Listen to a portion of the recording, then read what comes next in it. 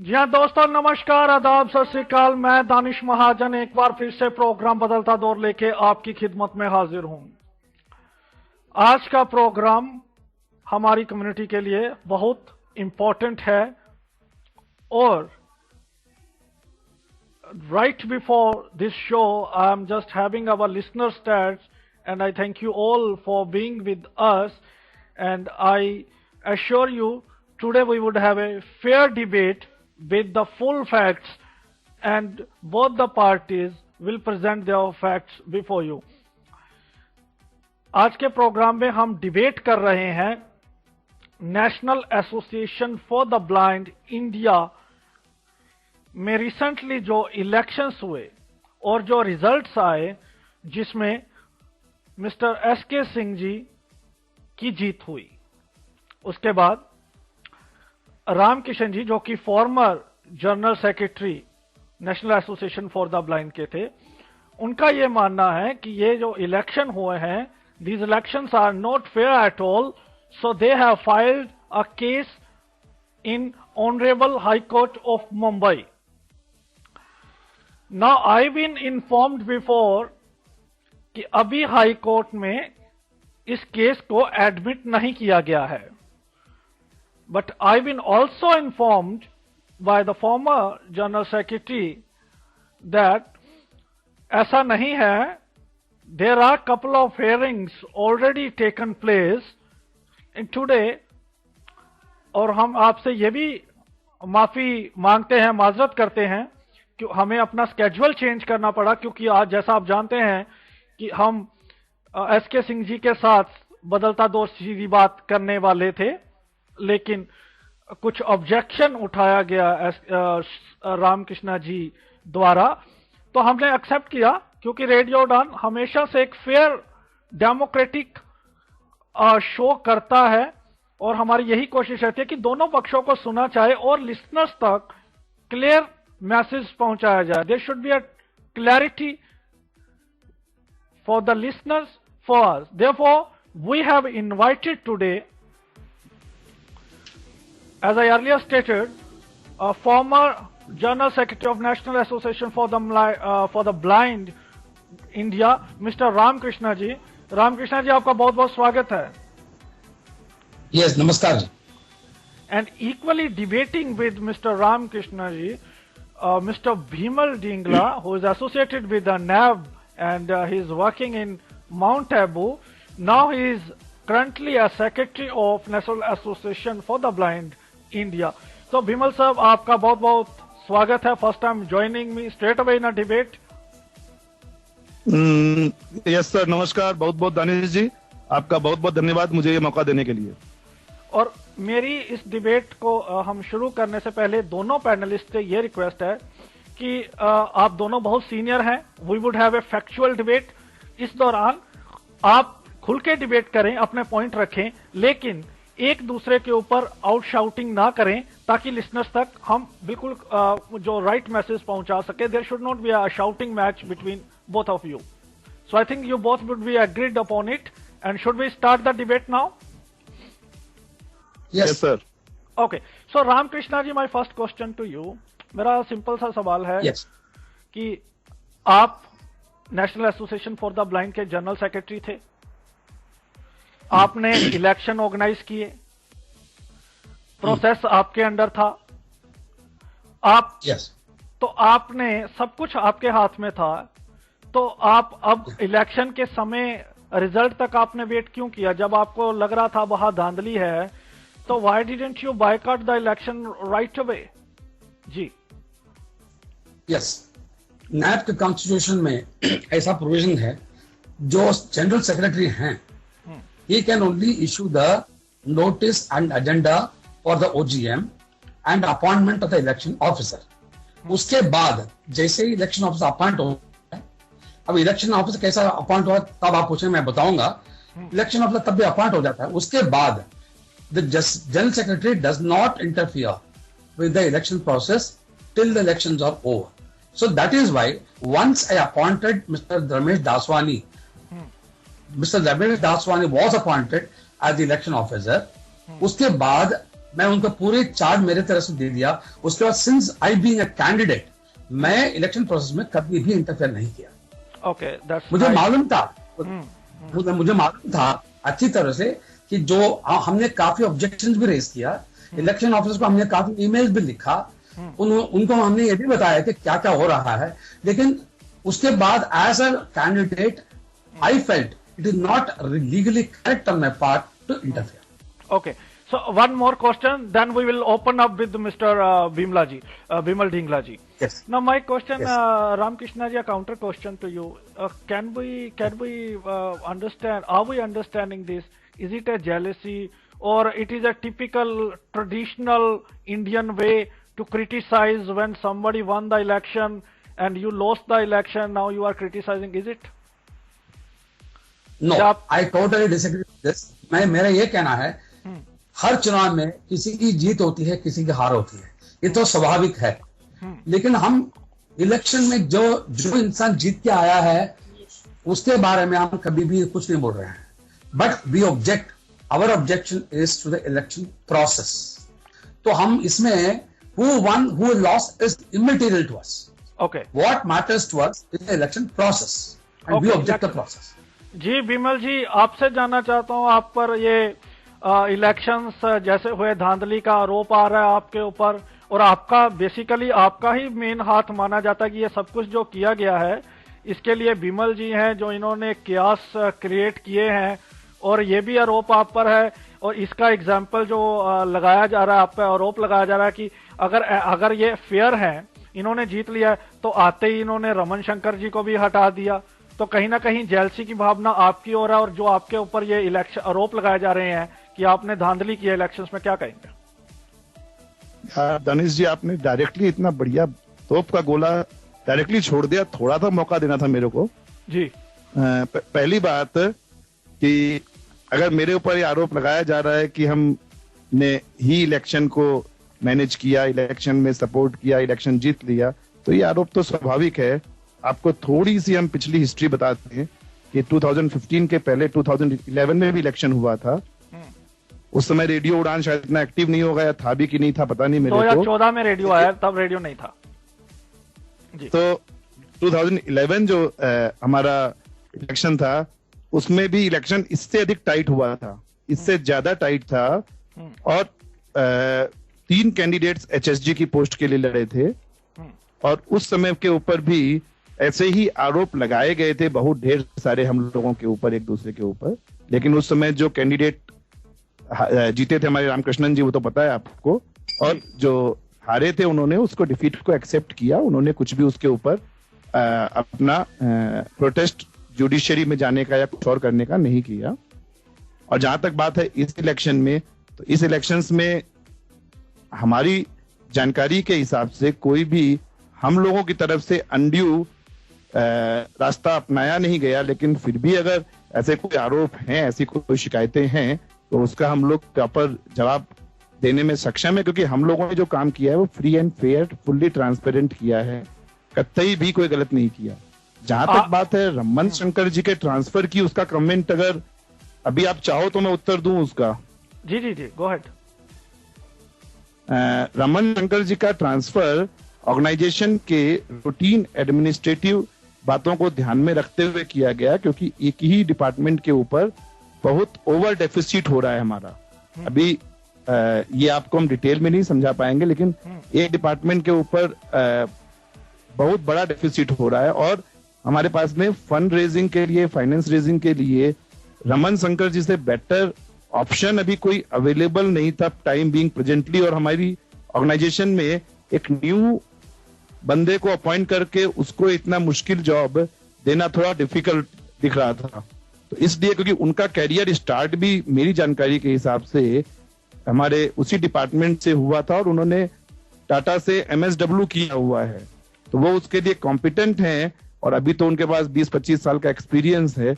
इसके हिसाब से उनको किया गया। 1-2 एम्प्लॉयज को और रिशफल करने की बात चल रही है, कुछ हो रहा है, और ये रूटीन रिशफलिंग होनी चाहिए just for more transparency, more efficiency. आपको भी कुछ डाउट था, आपने भी इलेक्शन कमीशन से खुश नहीं है, आपने भी कोई कंप्लेन दी थी पुलिस को, आप भी उसके बारे में थोड़ा सा बताएंगे? हमने तो इलेक्शन कमीशन को जितने ईमेल्स और जितने कंप्लेंट्स किए हैं उतने ईमेल और उतने कंप्लेंट्स सामने वाली पार्टी से कभी नहीं आए। सामने वाली पार्टी से शायद 1 या 2 ईमेल्स आए हैं मेरी जानकारी के हिसाब से आज तक के रिकॉर्ड्स में। उसके अलावा हम लोगों ने कम से कम 20 से 25-30 ईमेल्स किए हैं कंप्लेंट्स के डिफरेंट पॉइंट्स के ऊपर। और इलेक्शन कमीशन काफी हमारा, हम कह सकते हैं कि एक्शन टेकिंग में उन्होंने पेशेंस रखा, काफी केयरफुली सुना और उन्होंने कोई भी जल्दबाजी का निर्णय नहीं लिया। भले ही हमने कोशिश बहुत की कि उनको हम परेशान करें, उनको डिफरेंट मींस से हमने कोशिश की कि भाई साहब आप ये गलत करवा रहे हो, बहुत सारे। उन्होंने इतना ओवर इन्वॉल्वमेंट स्टाफ मेंबर्स, अभी जो मेन हम लोगों का कंसर्न था ड्यूरिंग द इलेक्शन प्रोसेस वो था involvement of staff members. As जो current HSG on the post hold कर रहे थे, वो daily day to day affairs देख रहे थे ऑफिस का, उनके पास फुल अथॉरिटी थी ऑफिस की और उन्होंने स्टाफ का पूरा उपयोग करने के लिए किया। जो स्टार्टिंग हमारा प्रोटेस्ट हुआ था that started from 3rd August. Actually 3rd अगस्त को हम लोगों ने इलेक्शन कमीशन से, इलेक्शन कमेटी से एक डिमांड की थी कि भाई हम लोगों को सुना जाए as a candidate. 3rd August was the last day for nomination.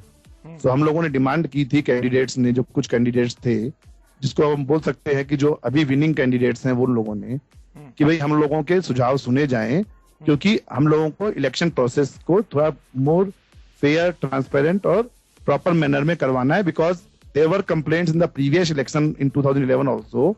Eight that time I was with other party, but उसको हमको इन्वॉल्वमेंट स्टाफ का हटाना था उसमें से। और जो आप नाम बोल रहे हैं अभी, वो स्टाफ मेंबर्स इलेक्शन प्रोसेस में बहुत जोर शोर से इन्वॉल्व थे, फुल फ्लेजेड। हमारा जो नैब इंडिया का एम्प्लॉइज सर्विस रूल्स है उसमें क्लियर कट मेंशन है कि no staff can be involved, can do campaigning during the election.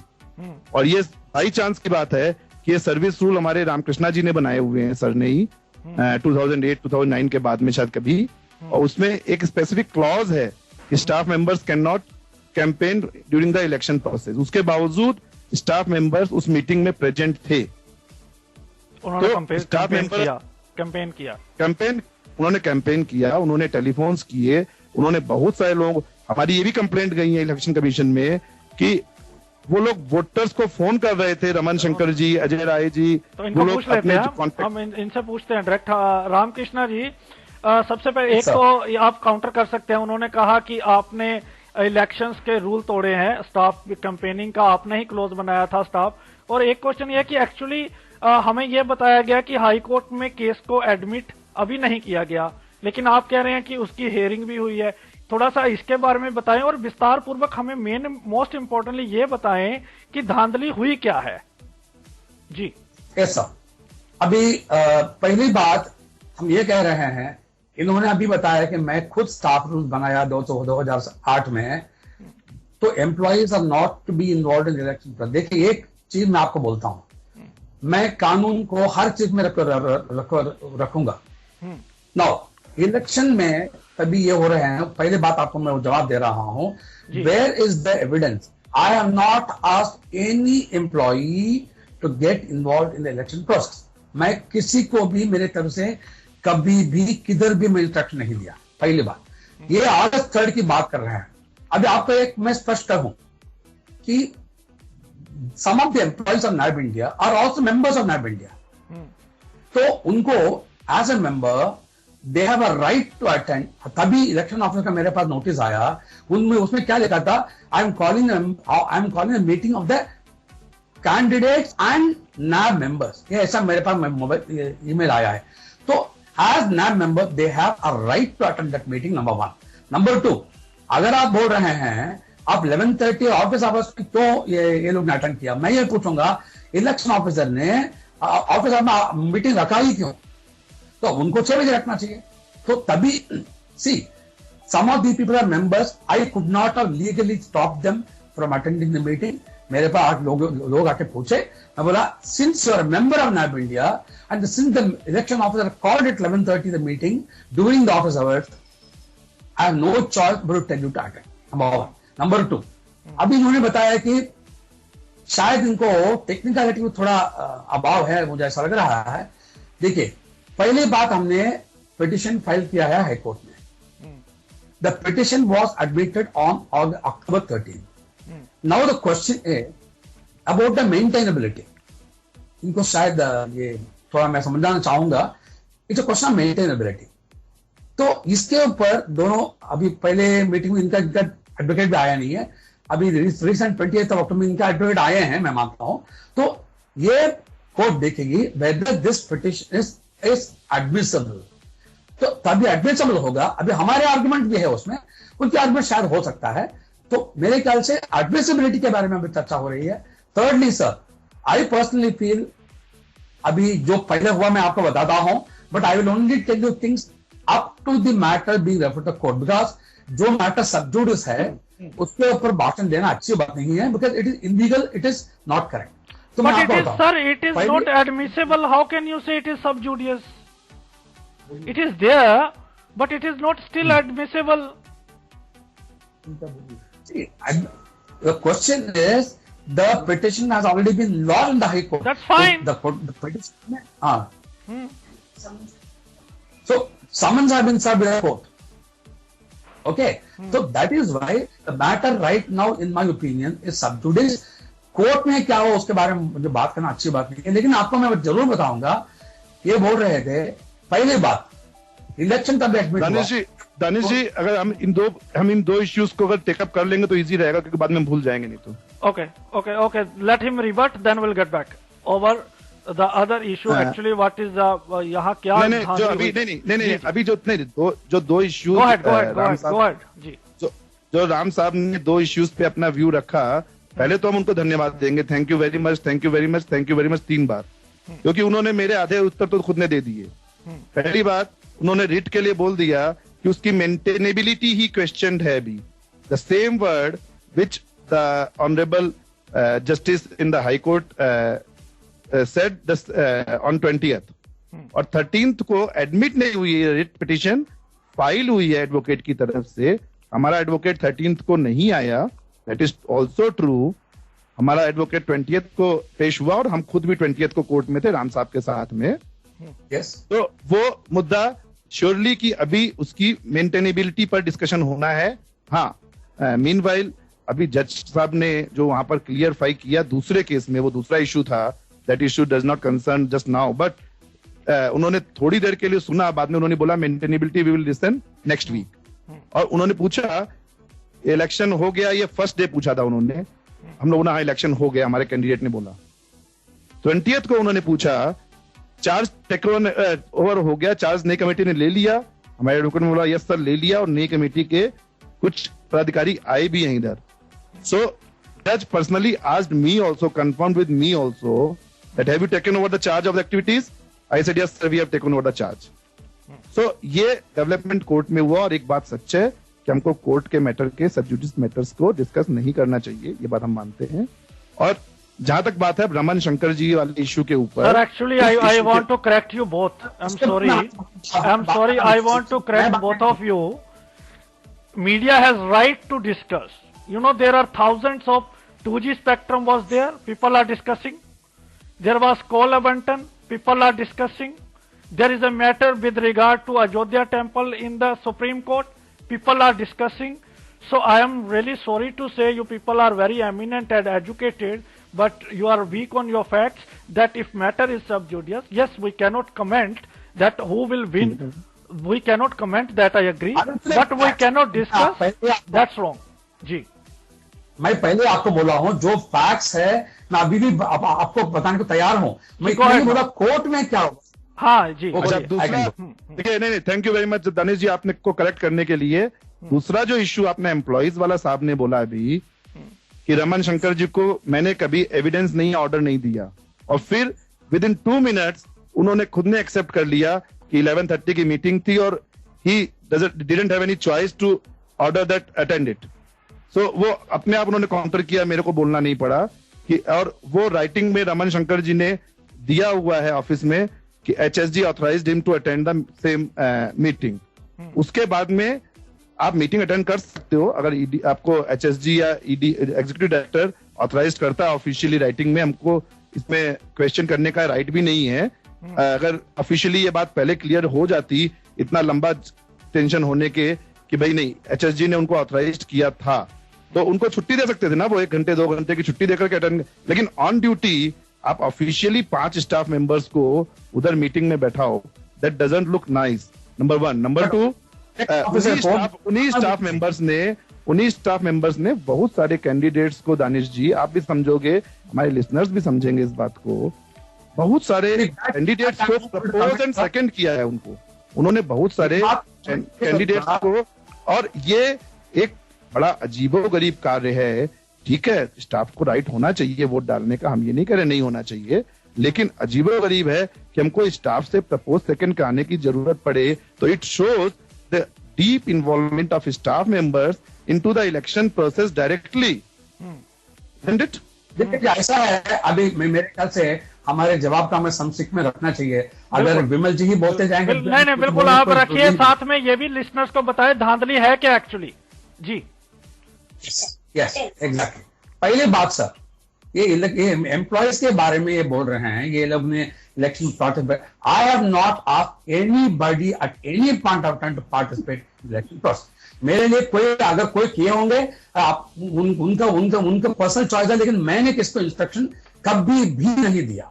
मैं इस कानून को जानता हूं अच्छी तरह से, that is one. Second thing, county election committee, अभी पहली बात, इन लोगों ने 694 बैलेट पेपर जो कवर्स हैं, जो अंजनीपुरी मुंबई में जो स्थित हैं, उनको नायब इंडिया ने यूपी और राजस्थान में भेजने के लिए दिया।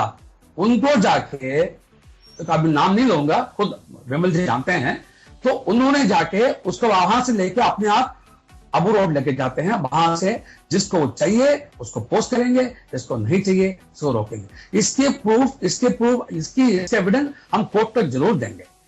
ये काम इनको, मैं क्या बोल रहा हूं सर, आप इलेक्शन में कौन जीतेगा कौन हारेगा वो सवाल नहीं है। अभी आप, I am telling this again because doctor Vimal Dhengal also told, नहीं हार को मानना चाहिए, हार को हम जरूर मानेंगे, लेकिन election process should be fair. हम इलेक्शन प्रोसेस के ऊपर हम अपडेट कर रहे हैं, हम किसने कौन जीता कौन हारा, भाई विमल ढेंगला को मैं बहुत उसको ये करता हूं, लेकिन he should win to fair means, ये हमारे कहा है। ऐसा फ्रॉड नहीं करना चाहिए, ये हमारे कहना है। और सर दूसरी बात, हमने कोर्ट में क्या पे किया है ये खुद जानते हैं। इनके बाद पिटिशन गया, कॉपी गया है, इनको सर्व हुआ है, हम क्या पे किया है। वहां कहीं भी हमने इतना ही बोला है, election should be reheld, number 1। Pending that election being reheld, the charge should be held with the child commissioner. I have not told the charge should be given to A और बी और सी। This you have to fight a fair election. ये आप नहीं करेंगे, हम जरूर इसको challenge करेंगे। इलेक्शन कमेटी जी अच्छा, और एक बात है, इलेक्शन कमेटी, इलेक्शन कमेटी को हमारे कॉन्स्टिट्यूशन में विमल जी अच्छे से जानते हैं, वो जानकार हैं, वो ज्ञानी भी है, मैं जानता हूं।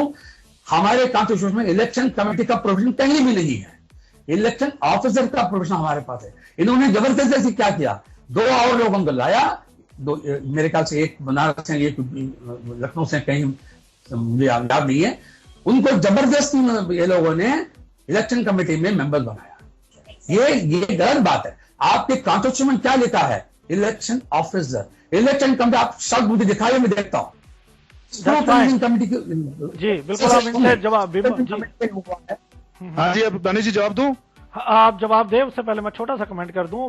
रामकृष्णा जी, आपके पास बहुत नॉलेज है, and this debate is very interesting and you have very good facts, but I don't think so ki ma'am has to back up you, so I think let us debate one to one because the voice is coming, so you have already your points very strong, so ma'am do not need to back you.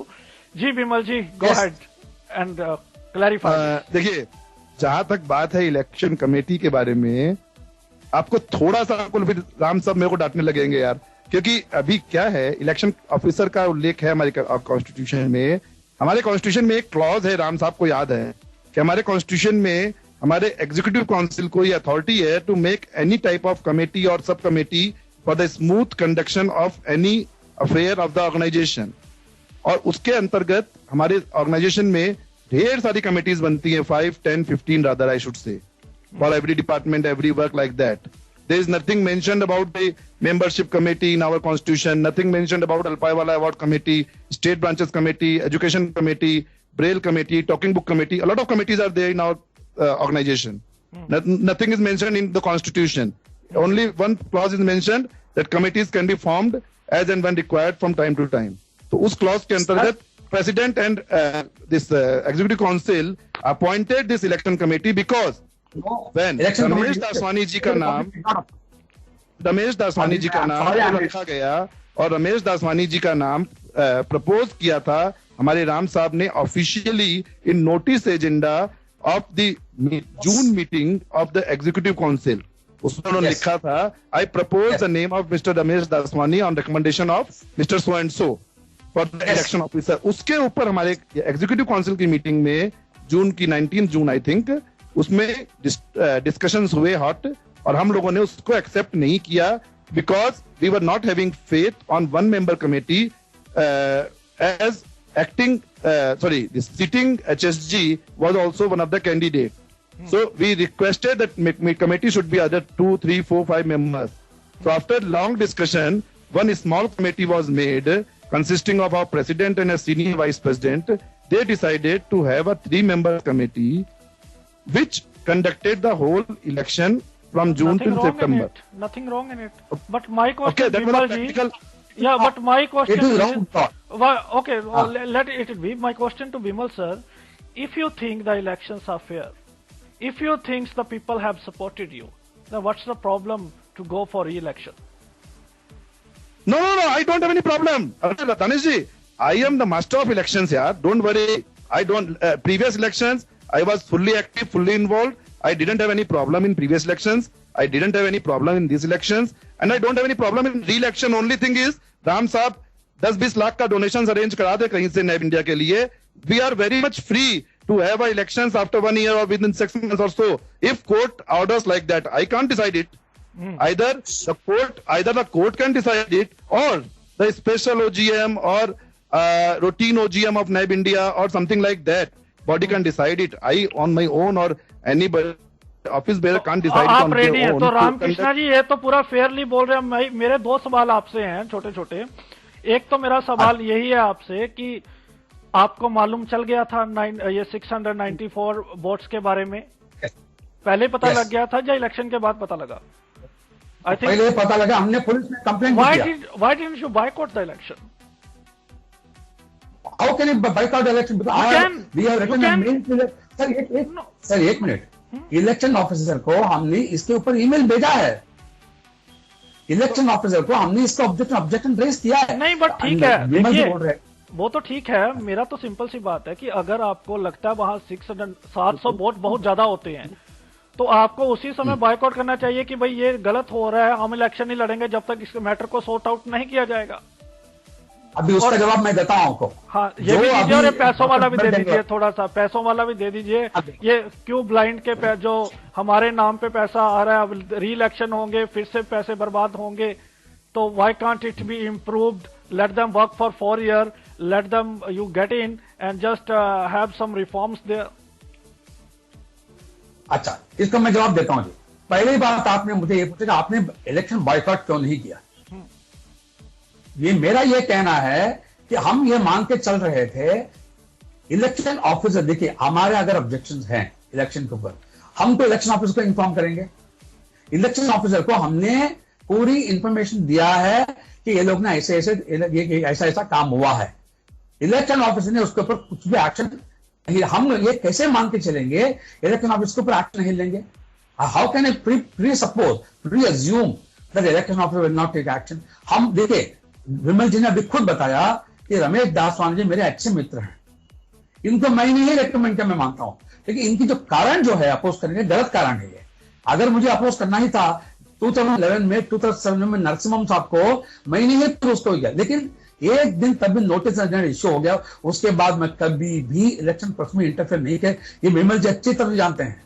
फिर भी इनको अभी doubt आ गया मेरे ऊपर कि ये भी कैंडिडेट शायद एक कुछ गड़बड़ कर सकते हैं। ये तो गलत बात है, इनका ऐसा मोटिव नहीं है। नहीं, ऐसा नहीं है। इसका दानिश जी उत्तर देना पड़ेगा मेरे को। पिछले इलेक्शन में नरसिम्हम साहब के लिए ऑब्जेक्शन करने वाले डेंगला जी राम साहब के साथ थे, और उसके इलेक्शन के अगर हम सीक्रेट्स ना खोलें तो ज्यादा अच्छा रहेगा, अदरवाइज हमारा इशू घूम जाएगा। फिर राम साहब कहेंगे अरे पिछले इलेक्शन पे क्यों आते हो यार। पिछले इलेक्शन में भी डुप्लीकेट बैलेट छपे थे, इस इलेक्शन की तरह डुप्लीकेट बैलेट पूरी तरह उपयोग किए गए पिछले इलेक्शन में भी। और पिछले इलेक्शन में राम साहब को पता है कि ये सब गलत कार्य हुए हैं, और नरसिम्हम जी कितने इन्वॉल्व थे वहां के, उनके ऑफिस में कितना काम हो रहा था और कितना स्टाफ इन्वॉल्व था, वो हम बोलना नहीं चाह रहे हैं एक्चुअली में। लेकिन अगर आप बोलना चाहोगे तो मेरे पास उसके फैक्ट्स हैं पूरे। अगर आप डिस्कशन 15 की जगह 11 पे जाओ तो आप देखिए 11 के पास बहुत सारे मेरे पास फैक्ट्स। देखिए दानिश जी, पहली बात है इलेक्शन में एम्प्लॉयज को इन्वॉल्व नहीं करना चाहिए।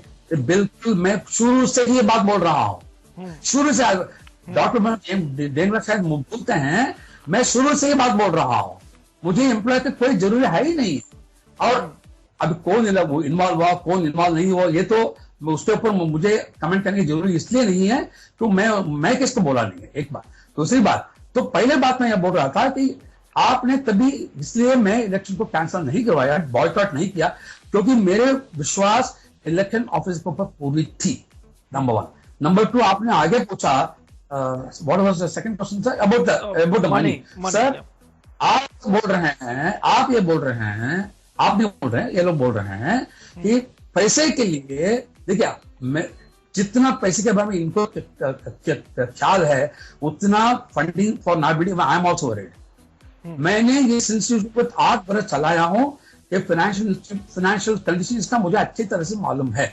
I am also equally worried about it. But one thing I'll tell you, in this radio I'll tell you, 1 lakh from me in case the elections are ready. I will commit. मैं commit करता हूं। तो ऐसी बात नहीं है, पैसे के लिए आप गलत काम करो और चुप रहो, ये बात तो नहीं हो सकती। नहीं दानिश जी, दानिश जी बहुत जरूरी उत्तर दिलाओ यार।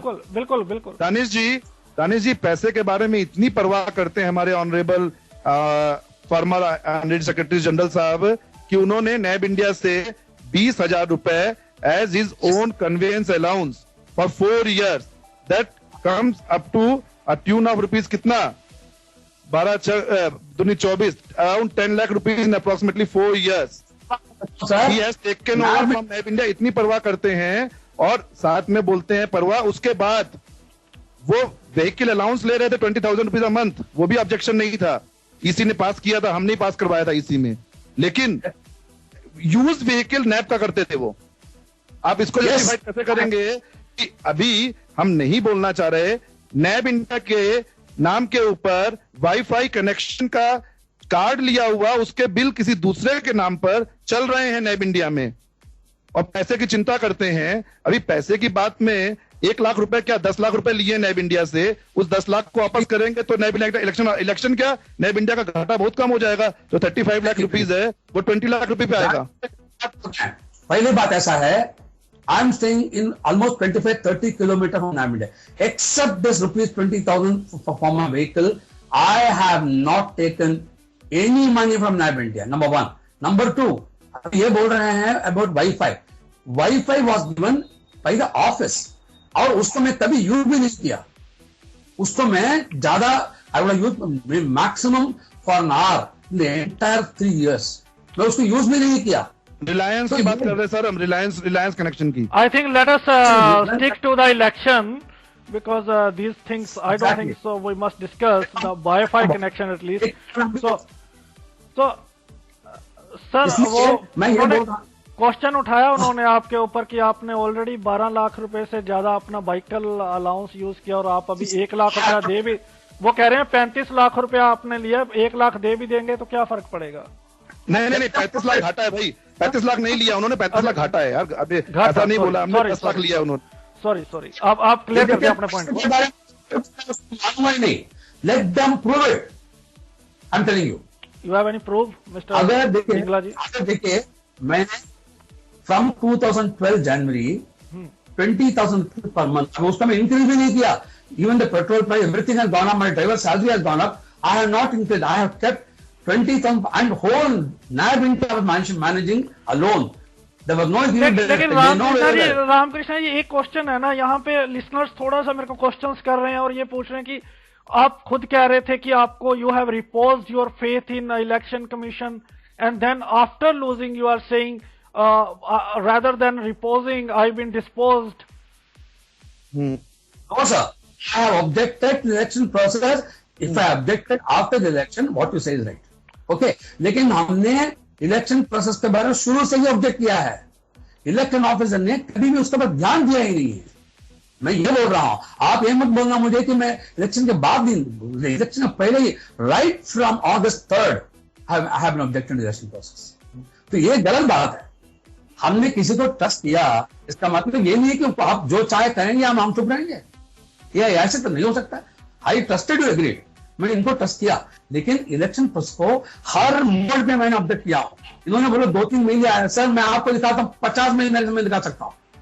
तो आप इलेक्शन ऑफिसर की हैबिट ही नहीं था. इनको कभी, इसलिए मैं बोल रहा हूं.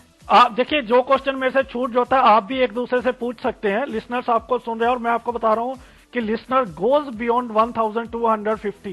So listeners are listening you carefully and I did not find any listener to quit their playlist. It's increasing rapidly. अभी देखिए, अभी जो इलेक्शन कमीशन की बात कर रहे हैं, वो इलेक्शन कमीशन को अप्रोच करने के पहले उन्होंने पुलिस कंप्लेंट फाइल कर दी थी. उसके बाद इलेक्शन कमीशन को अप्रोच किया गया और इलेक्शन कमीशन ने बोला कि भाई अभी ऐसी कोई कंप्लेंट हमारे पास वोटर्स की तरफ से, मेंबर्स की तरफ से कोई कंप्लेंट नहीं. और इलेक्शन कमीशन ने खुद ने पब्लिकली बोला है कि more than 150 telephone calls he has made to enquire in UP and Rajasthan about the receiving of the postal ballots and normally Ramakrishna ji, more than 60-70. ये वोटर्स क्यों कंप्लेन नहीं कर रहे हैं रामकृष्ण जी? ये रेलिवेंट क्वेश्चन है in this debate. Why voters are not complaining? लोगों क्या ही नहीं है. अच्छा, अगर क्या होता, when I'm writing a mail to the election officer, should they reply to me or not? उन्होंने क्या क्या मालूम है आपको? मैं 13th सितंबर मुझे थ्रेटन कर रहे हैं, मुझे वो एक्सपेल कर देंगे. ये क्या बात हो गई? मुझको भी किया था भाई, मुझको भी दिया वार्निंग नोटिस, मेरे को भी दिया. अभी मेरे बारे में बोल रहा हूं भाई, आपको भी किया मानता हूं. तो ये देखिए, ऐसा आप थ्रेटन मुझे नहीं कर सकते हैं. ये गलत. तभी हमने अगर ये 150 टेलीफोन कॉल किया, ये मेल, ये इसका प्रूफ किधर है? नहीं, but why voters are not complaining? वो I got proof. Voters are complaining. मैं आपको दिखाता हूं. जी विमल जी, मेरे पास है sir. When I am going to court, ये सब डॉक्यूमेंट मैं नहीं दूंगा. क्यों? वोटर्स का ऑब्जेक्शन मेरे पास है. देखो, मैं 400-500 एप्लीकेशन ऑब्जेक्शन नहीं ला सकता. मैं I can't go to everybody physically, लेकिन मेरे पास ऑब्जेक्शन है. ये गलत बात है.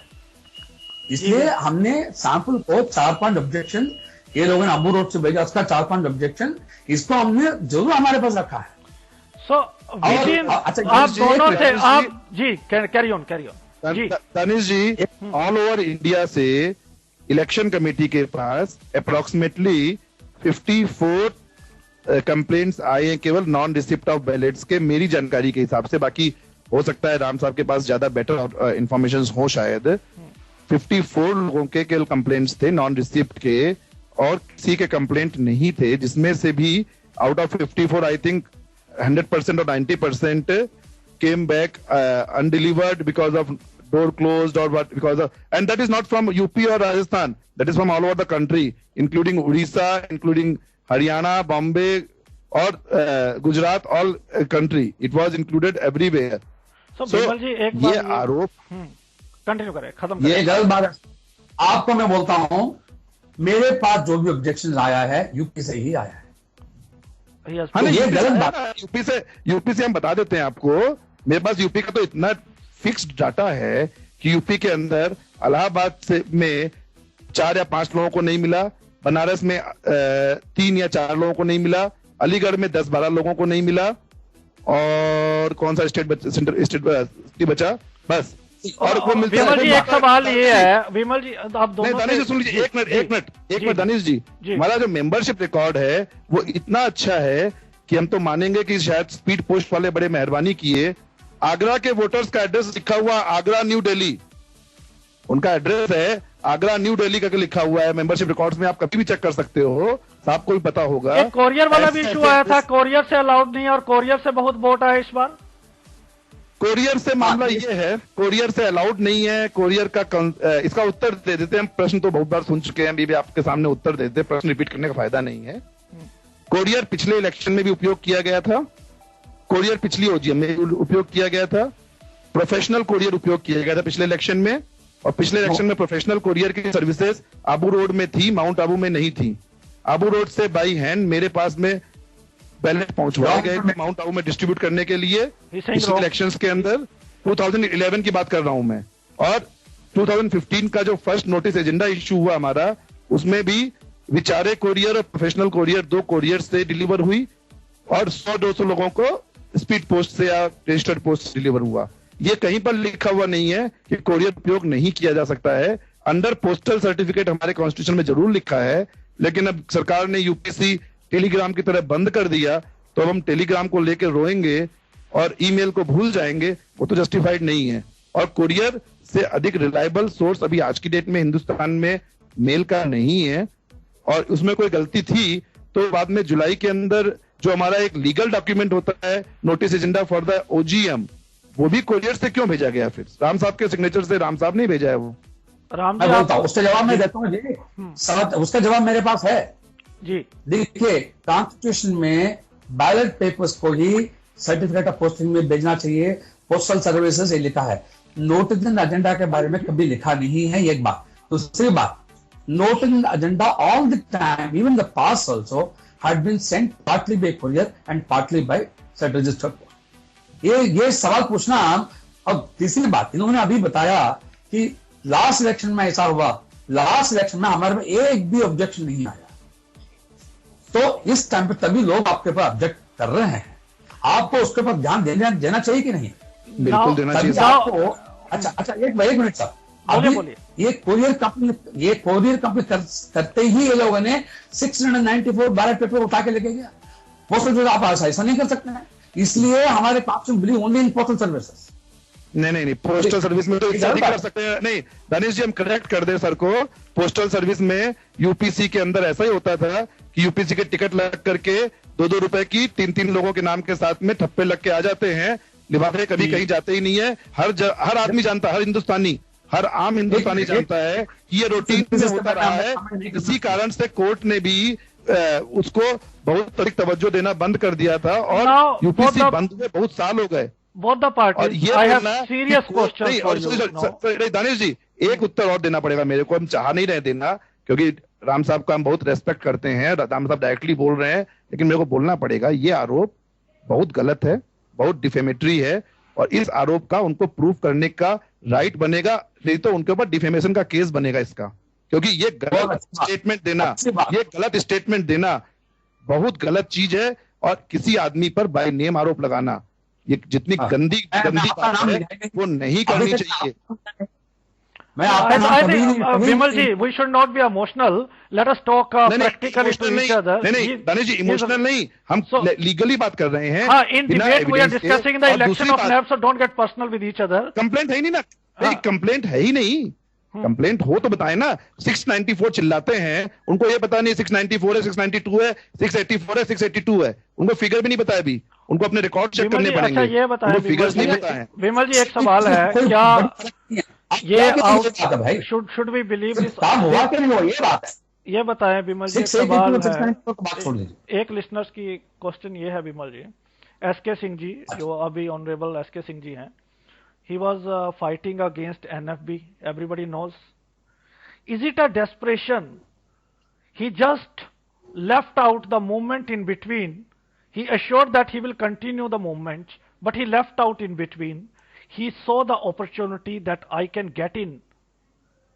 By all means, I can get into the NAB. He went there, and then this, this irregularity came in election. विमल जी, इसका जवाब मैं भी दूंगा बाद में। विमल जी, देखिए, नहीं, आपके लिए भी सवाल है मेरे पास, आपके लिए भी सवाल है जी। इसका जवाब देने के लिए वैसे तो ना तो हम ऑथराइज्ड हैं ना राम साहब ऑथराइज्ड हैं, लेकिन फिर भी आपने पूछा है तो हम बता दें। आपके स्टेटमेंट में एक शब्द और जोड़ेंगे हम, opportunity to serve for blind welfare, बस उतना. आइदर NFB और NAB और any other organisation, they are supposed to serve for blind welfare. Either it is NAB, NFB or anything else. And I think it should not be questioned if some, and Mr. S.K. Singh was involved with NAB for the last several years as Vice President of NAB UP branch, as well as he was National Executive Council member for the last 3-4 years. Since 2011 onwards, he was involved in the national level NAB India politics also. And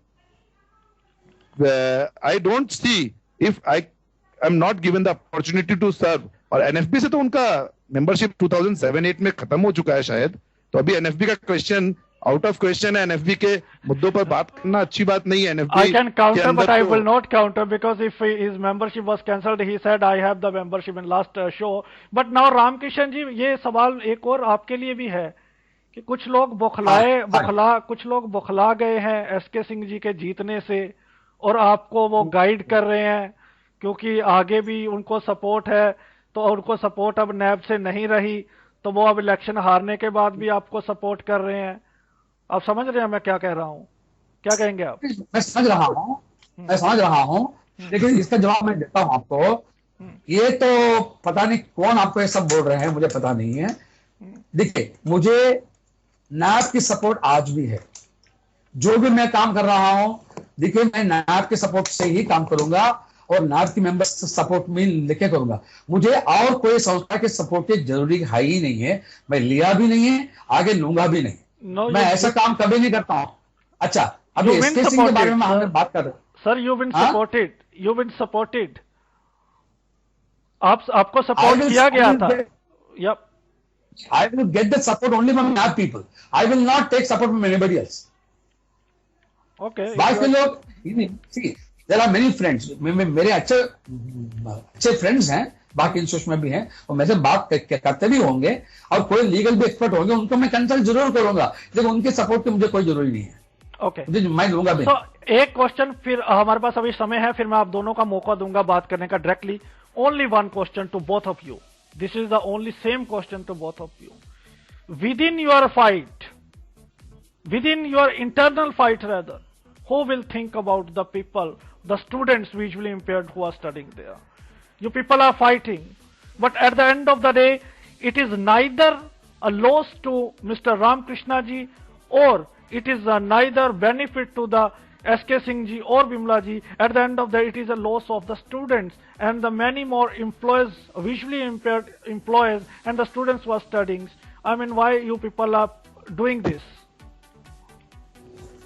जवाब मैं दूं कि विमल दे रहे हैं? दोनों आप दीजिए, आप बोलिए. देखिए, मैं इसके बारे में बहुत सोचा. मैं मानता हूं बिल्कुल इसमें पहली बात, मेरा किसके साथ भी फाइट नहीं है. मेरा इंटरनल फाइट किसके साथ भी नहीं है. मैं सिर्फ इलेक्शन प्रोसेस को ऑब्जेक्ट कर रहा हूं और आगे भी करूंगा. और इसमें मैं मानता हूं that may be some setback, लेकिन इतना सेटबैक नहीं हुआ है. जो काम हो रहा है, अच्छी तरह से काम हो ही रहा है, तो मेरे ख्याल से थोड़ा तो नुकसान होगा, उसको हम मैनेज कर लेंगे. लेकिन इसके मतलब ये नहीं कि हम कोई हमारे साथ अन्याय हो जाए हम उसको देखते रहें. I am objecting to election process. I am not objecting to any individual. हाँ जी, बोले अब हम जी. देखिए, आपकी जो वरी है उसको हम कदर करते हैं, और राम साहब ने बोला कि काम अच्छे से हो रहा है, ये भी अच्छी बात है. और आपकी जानकारी के लिए, लिसनर्स की जानकारी के लिए, हमारी जो अभी टीम काम कर रही है, उस टीम में बहुत सारे पुराने लोग हैं हमारे साथ में, जो नैब से बहुत लंबे समय से जुड़े हुए हैं और डिफरेंट डिपार्टमेंट्स के डिफरेंट एक्टिविटीज के अंदर इन्वॉल्व रहे हैं. इसलिए काम को कोई सफर होने नहीं दिया जा रहा है किसी भी एंगल से.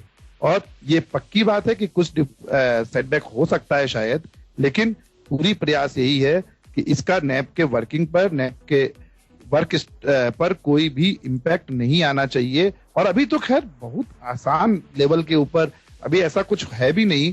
हम लोग इसको बहुत अधिक सीरियसली टेकअप करना भी नहीं चाहते.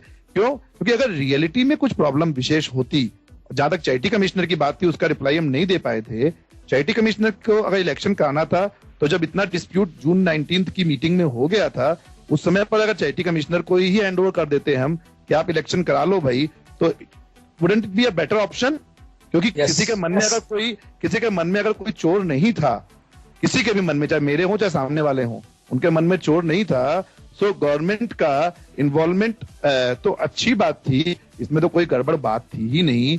लेकिन ये बात जैसे आपने शुरू में पूछा भी कि इलेक्शन के पहले क्यों नहीं हुआ, और 20 सितंबर के पहले भी, काउंटिंग के पहले भी चैरिटी कमिश्नर को रिक्वेस्ट करके कि भाई आप अपना ऑब्जर्वर भेज दो, ये भी कभी नहीं बोला गया कि भाई आप कुछ करवाओ अपना। लेकिन इसलिए चैरिटी कमिश्नर की बात ही नहीं है कोई। Okay, so one more very interesting question. Two questions I have from Kumar Basim and somebody else. Kumar Basim जी कह रहे हैं क्यों ये ऑनलाइन इलेक्शन प्रोसेस नहीं हो जाता तो सबके ईमेल्स होंगे, रिकॉर्ड होंगे। तो आपका सजेशन ले लिया गया है, ये अब नैब डिपेंड करता है कि वो कैसे लेते हैं। एक क्वेश्चन बहुत इंटरेस्टिंग है आप दोनों के लिए। सर, इसको डॉक्टर डेंगला ने नहीं अपोज किया, ऑनलाइन इलेक्शन को डॉक्टर डेंगला ने ही अपोज किया। नहीं, ऑनलाइन इलेक्शन को हमने अपोज नहीं किया था। ऑनलाइन इलेक्शन का एक्चुअलिटी में हमने 4 साल पहले भी प्रपोज किया था, लेकिन हमारे कुछ इसी मेंबर्स ने ये कहा था कि भाई अभी हमारे क्योंकि राम साहब कॉन्स्टिट्यूशन को बहुत महत्व देते हैं, तो हमारे कॉन्स्टिट्यूशन में ऑनलाइन इलेक्शन का प्रोविजन नहीं था, तो राम साहब भी उस पर जिद नहीं कर पाए थे, उसको उड़ा लिया गया था। और एक पॉइंट हम और ऐड करेंगे अभी दानिश जी, थोड़ा एक्टिविटीज के मामले में, एक वहां पर प्रोजेक्ट चलता है नैब इंडिया के एक्टिविटी के तौर पर, MMB industrial home for the blind, जिसका खाना बंद हो चुका था ब्लाइंड लोगों का, उसका भी हाईकोर्ट में केस चल रहा है। और बाई चांस अभी इसको अदरवाइज ना लिया जाए, बाई चांस उस एमएनबी इंडस्ट्रियल होम के चेयरपर्सन भी रामकृष्णा साहब भी हैं, चेयरपर्सन उसके ट्रस्टी बोर्ड के रामकृष्णा साहब भी हैं, और उसमें ब्लाइंड बच्चों ने केस किया हुआ है। 1 अक्टूबर से उनका खाना बंद है। दानिश जी, कितने शर्म की बात है हमारे और आपके लिए कि हमारे लोगों के रहते हुए खाना बंद था। हमारे सिंह साहब और जोखिम रापोस जो वहां के लोकल सेक्रेटरी बॉम्बे के एक और हैं, वो दोनों गए थे, अटलेकर जी भी थे साथ में, और उन्होंने ऑन द स्पॉट कहा अरे ब्लाइंड लोगों का खाना बंद, तुरंत चालू करो। उन्होंने डोनेशंस रेज किए विद इन 24 आवर्स और उन्होंने काम शुरू किया, खाना शुरू किया। कोर्ट में भी ये बात वकील ने बोली उन बच्चों के, ब्लाइंड बच्चों के, खाना शुरू किया जाए। तो काम हम लोग सफल नहीं होने देंगे, आप चिंता मत करें, काम और जोश से। Now my question Vimal ji to both of you, very relevant questions. I hope honestly you both will answer. You want to serve the visually impaired community, right? You both want to work for the welfare of the visually impaired community. There is no doubt. Yes. Then why is the fight? I mean, what is so enticing you to fight for this chair? I mean, is it an ego clash? Is it a clash of ego? Or no, is it is not a clash of ego. No, so, it is not. It is a clash of objecting to the process. मैं शुरू से यही बोल रहा हूँ। I object to the election process. नहीं, देखिए दानिश जी, आपका बात एकदम सही है। हमारी लोगों की तरफ से किसी तरह की कोई फाइट नहीं है। हम लोग बिल्कुल पॉजिटिव वे में हर चीज को लेना चाहते हैं, और इलेक्शन प्रोसेस की शिकायत इलेक्शन के दौरान होनी चाहिए, रिजल्ट्स आने के बाद होना, वो क्वेश्चन मार्क होना ही है। वो तो किसी भी एंगल से क्वेश्चन मार्क होगा, क्योंकि इलेक्शन प्रोसेस की शिकायत इलेक्शंस के पहले होना चाहिए, और जो 20 तारीख को इलेक्शन हुआ उसके पहले ही उसका बाइकआउट होना चाहिए, ऑब्जेक्शन होना चाहिए, टीम को उसके लिए बोलना चाहिए। विमल जी, but should I remind you, you were also raising the question when NFB Mr. Rongta won the elections. अरे भाई देखिए, रुंगटा साहब के साथ थे हम तो, यार ऐसा मरवाओ मत हमको। नहीं, I mean, वो जो कंपेन हो रहा था जी। नहीं दानिश जी, बाई चांस मेरी किस्मत ऐसी अच्छी है, भगवान के तरफ से आशीर्वाद है, हम जिस ग्रुप में गए जब भी वो ग्रुप जीता ही है हरदम, चाहे वो रुंगटा जी का ग्रुप रहा हो, चाहे सिंह साहब का रहा हो, चाहे राम साहब का रहा हो। नहीं, don't take personally, I am saying NAB, आप समझ नहीं रहे। अभी जो हमारी डिबेट है, अरे हम समझ रहे हैं, इसीलिए हम लाइटली वे में आपको आंसर दे रहे हैं, आपको हम लाइटली वे में आंसर दे रहे हैं कि हम समझ रहे हैं बहुत अच्छे से। और 2011 के इलेक्शन में तो प्रोटेस्ट नहीं आया था, उसमें तो केवल 30 वोट से जीत हार का मामला तय हुआ था, उसमें मामला नहीं आया था।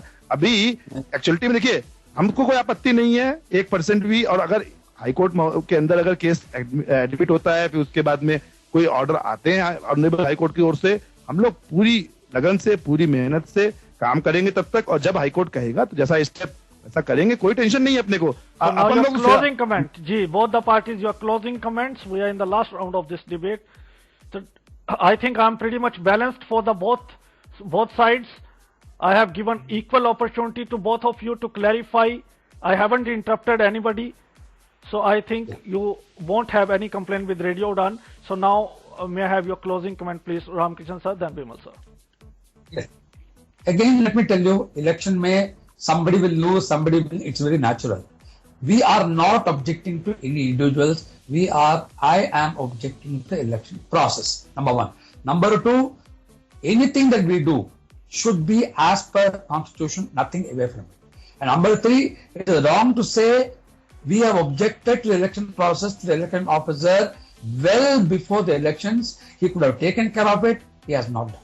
So we have a right to redress our grievances. And right now, the only option we have is to challenge this election in the court of law. That's what we are doing. Thank you. And ji. that's all. Yeah. Yes, sir. Okay. Sir, first of all, I thank Radio Udan just to give us an opportunity to present our views and factual details, whatever we could have. And also to Ram sir, also I thank that he just came and discussed the issue with fair mind with me. And I assure all the listeners of Radio Udan on behalf of NAB India and on behalf of SK Singh Sahab also, that we will try to serve for the betterment of blind welfare, for the betterment of blind persons in the country and also abroad. And we do need support of persons like Ram Saab. Ram Saab is definitely senior to me. I respect him a lot, that he knows also personally. And I thank once again to the listeners and Radio Udan team. आप कुछ closing में कहना चाहेंगे, इस पूरी debate को conclude करना चाहेंगे? हम जी नहीं, इस डिबेट को कंक्लूड करने, एक्चुअली में ये डिबेट तो आपने इतनी बढ़िया की है कि आई थिंक रेडियो उड़ान का सार्थक हुआ, और राम साहब से बात करने का मेरे को इतना लंबा मौका दोबारा मिला। पिछले 3 महीनों से हम लोगों का कुछ वार्तालाप विशेष नहीं हो पा रहा था, इसके लिए धन्यवाद जरूर देंगे हम। और हम आशा करेंगे अगर कुछ ग्रीवेंसेस हैं तो उनको सॉल्व करके हम लोग ब्लाइंड वेल, क्योंकि कोर्ट में केस का पता नहीं है अभी कितने दिन चलने वाला है, कैसे चलने वाला है, क्या क्योंकि कोर्ट का तो टाइम टेकिंग प्रोसेस हो सकता है, लेकिन हम लोग जरूर चाहेंगे कि हम लोग अच्छे कार्य करें और नैब की तरफ से और आप लोगों का सपोर्ट और फ्यूचर में मिलता रहे इसी तरह से हमको। Thank you both of you, and I tell you, I compliment you. I more often gets the call from the abroad, and people says we do salute and appreciate the NGOs who are working for the welfare of the blind people, because in our countries representatives do not come before the listeners. They have no connectivity. We appreciate to the Indian NGOs who are working for the welfare and the representatives of the different NGOs. We see Radio Udan criticize and also admire them, and they happily come and express and they accept the proposal, and whatever they have, at least they came up and they shows their credibility before the listeners. I thank you once again to both of you, and I believe in future your support will be continued, and you will come up to speak to your listeners. You will come up to share the information and education to our listeners. Thank you so much indeed. Thanks a lot. Thank you. आप कहीं मत जाइए, आपके लिए game over है। हम आज के हमारी डिबेट का यही मकसद था कि हम जो ये मसला उलझा हुआ है लिसनर्स के सामने रखें, और आप सभी लॉजिकल हैं, खुद लॉजिक कंक्लूड कर सकते हैं। हमारे 2 सीनियर मोस्ट रिप्रेजेंटेटिव आए, उन्होंने खुल के अपनी बात रखी। आई होप कि आप सभी को इस डिबेट से सीखने को मिलेगा, और बाकी एनजीओस को भी जब नेक्स्ट टाइम उनके इलेक्शन होंगे तो ये माइंड में रखेंगे कि उनसे भी हम क्वेश्चन करेंगे, और election process might be more fair. So we are expecting, thank you so much indeed from the listeners who are messaging me from the Pakistan, Australia, and especially from the Indian friends. They are always giving us their support. So now Game Over is very ready. Now you can listen this show on YouTube from tomorrow onwards. debate over NAB elections. Thank you so much all.